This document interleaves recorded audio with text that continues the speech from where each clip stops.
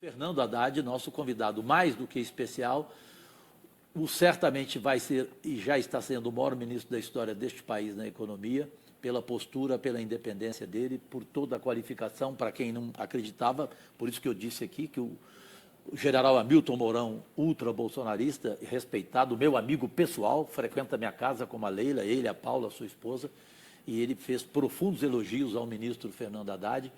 Então, eu digo, só o ignorante para não reconhecer 90% da pauta econômica aprovada, tudo o que você quis, porque eu me lembro da conversa sua com Lula, quando ele te convidou, você deixou claro ao presidente, eu vou fazer assim, assim, assim. O senhor vai me deixar fazer assim, assim, assim? Ele falou, segue.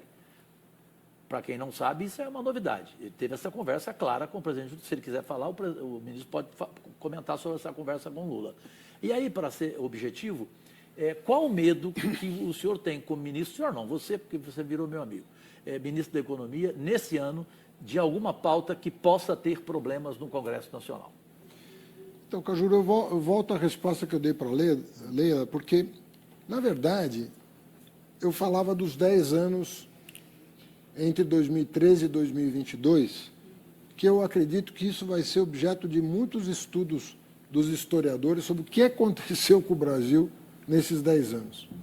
Começou com aquelas enormes manifestações em 2013, uma reeleição conturbada, contestada, pautas-bomba, uma confusão que não acabou, né? E que em 2022 foi o ápice, né? Com as emendas constitucionais, o calote dos precatórios, o calote em governador, muita confusão. Nós precisamos virar essa página. A página da confusão durou 10 anos. Nós temos que virar. Entender que ali foi um erro, que a classe política, a elite intelectual do país, a elite econômica do país tem que prestar contas desses 10 anos e a melhor maneira de fazer é reorganizar, reconstruir o Brasil. Então, se agora, porque é ano eleitoral, vai ficar uma disputa menor em torno da política, deixando o interesse público de lado, vai ser muito ruim. Sim. É ano eleitoral. Paciência, cada 2 anos tem eleição. Claro. Agora, no meu projeto vai ser a cada 5 anos, viu?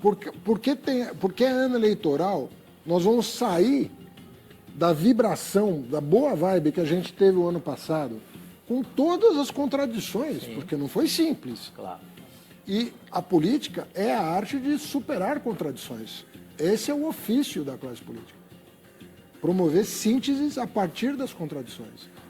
Mas nós não podemos, porque é ano eleitoral, dizer, não, aquele ano foi um ano especial, agora é a política como ela é.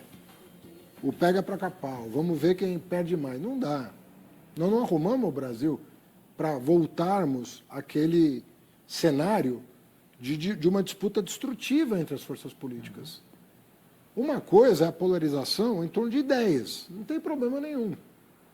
A outra coisa é uma polarização que não constrói nada, que só gera discórdia, que só gera tensão, que não promove o avanço da agenda que o país precisa e que, se perder, vai perder mais uma oportunidade que o Brasil tem pelas vantagens competitivas que a nossa geografia, a nossa história, a nossa economia oferecem.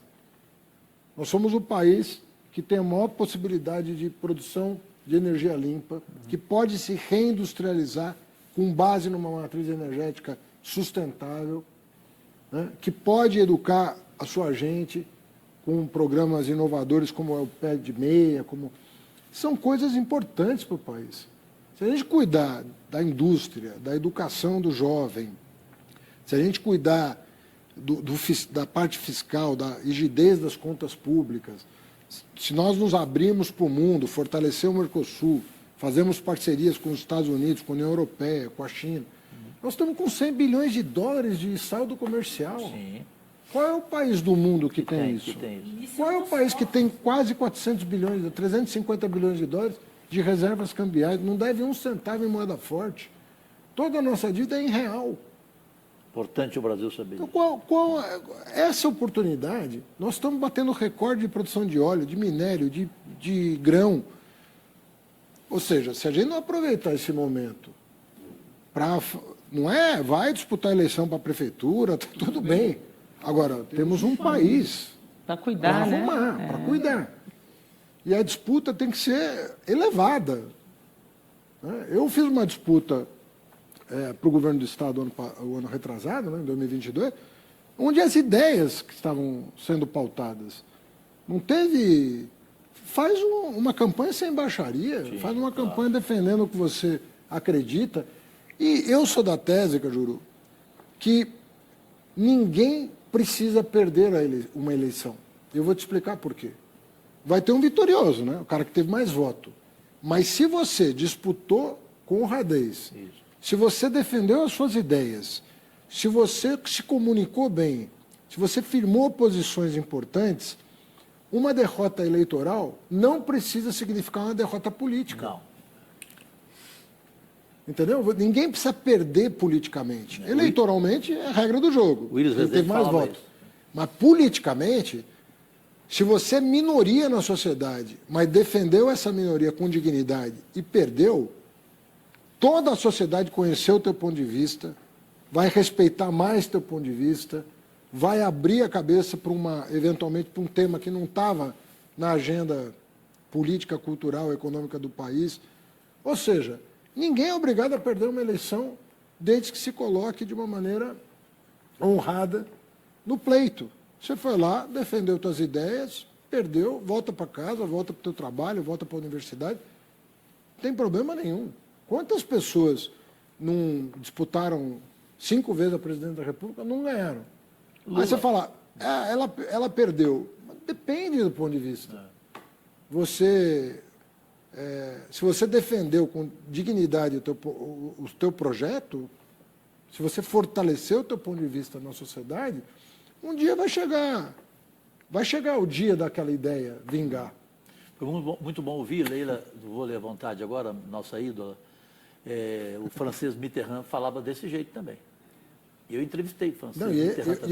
Eu penso que o Mitterrand é campeão de derrotas. É campeão de derrotas, mas ele falava isso aí. Antes da vitória. Ele deve ter perdido 5, 6 eleições 5. antes de chegar à presidência. Né? Eu ouvi isso dele, que você acabou de falar. Leila, linda. Só finalizar uma última pergunta, ministro. Assim, Depois o define em uma palavra. Isso, vamos lá. Mas antes, eu gostaria de ouvir a sua fala. Uma das bandeiras, uma das prioridades do governo é a transição energética. Né?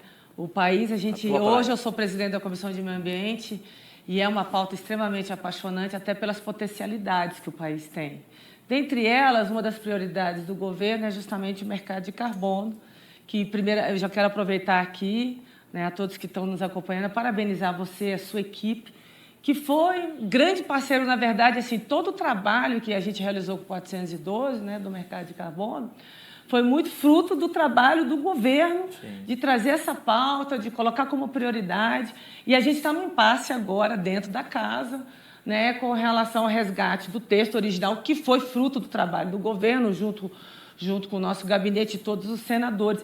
Assim, eu queria que o senhor falasse um pouco dessa expectativa, dessa transição energética, a questão ambiental. A gente fala muito das potencialidades do país, mas a questão ambiental, as mudanças climáticas, tudo isso aí está batendo na nossa porta. Tá. E essa potencialidade que o senhor tanto fala, é importante que o brasileiro saiba, né? Porque não é muito envolvido em questão ambiental e a gente sabe que é uma prioridade do nosso governo. Leila, com exceção de alguns visionários, né, 20, 30 anos atrás, o meio ambiente era visto, e ainda é visto por alguns, a defesa do meio ambiente, como inimigo do desenvolvimento. Do progresso, né? Do progresso, Isso. da geração de oportunidade. Foram necessários alguns anos para que o mundo acordasse para a oportunidade que essa transição representa em termos de oportunidades.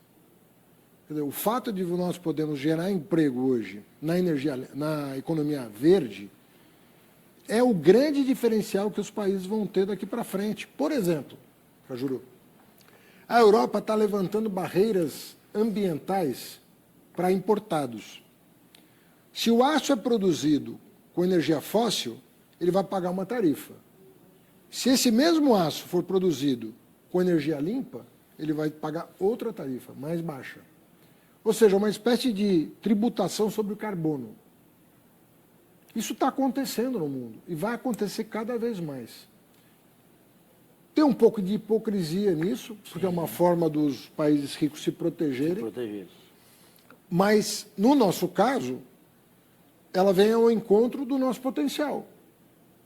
Então, esse mecanismo de você produzir aço verde, alumínio verde, você mudar a maneira, os carros híbridos que o Brasil está produzindo, isso é uma novidade no mundo. E se você considerar todo o ciclo, desde a plantação de cana, no caso do etanol, ou da prospecção de petróleo, até o descarte de um carro usado, das baterias, sobretudo no caso do carro elétrico, você vai ver que o carro híbrido, no momento, é uma coisa que pode dar muito certo. Porque você já tem uma rede de distribuição, você vai ter uma autonomia aí de 1.000 quilômetros, enchendo o tanque com etanol, com as baterias modernas que vão ser recarregadas na queima do etanol. Você recarrega a bateria elétrica, e quando acabar o etanol, você usa o elétrico, até chegar num posto de gasolina e abastecer de novo. Bom, isso para não falar do biodiesel, isso para não falar do hidrogênio verde, isso para não falar de uma gama de oportunidades.